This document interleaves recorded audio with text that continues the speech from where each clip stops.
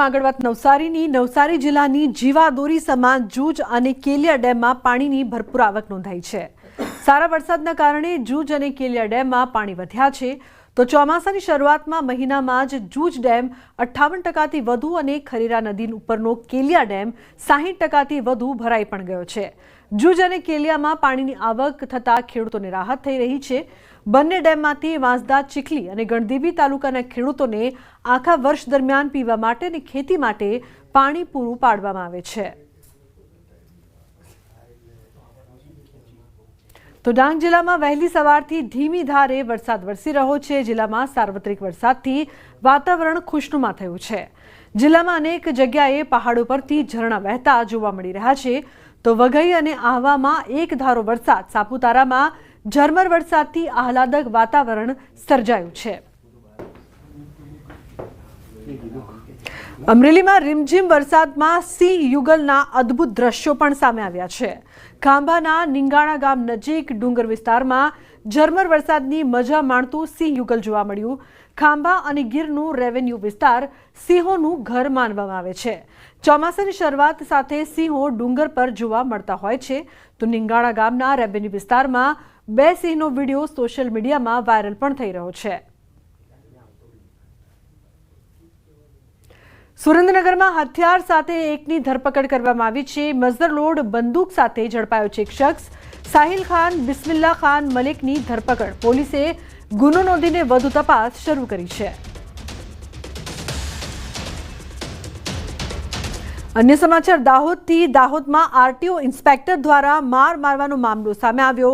Truck ચાલક નાસિરનો ચોંકાવનારો ખુલાસો પણ સામે આવ્યો છે। તેને સ્થાનિક વ્યક્તિ દ્વારા આરટીઓ વિરુદ્ધ બોલવા માટે કહ્યું હોવાનું કબૂલ કર્યું છે। તો આરટીઓ દ્વારા ગાડી રોકવાનું કહેતા ગાડી નહીં રોકી। ટ્રક ચાલક ટ્રક લઈને ફરાર થયો હતો। 18 ટન જેટલા ઓવરલોડ કોલસા ભરીને વાહન હંકારતા આરટીઓએ કાર્યવાહી કરી હતી। ગાડી નહીં રોક્યા હોવાના સીસીટીવી પણ સામે આવ્યા છે।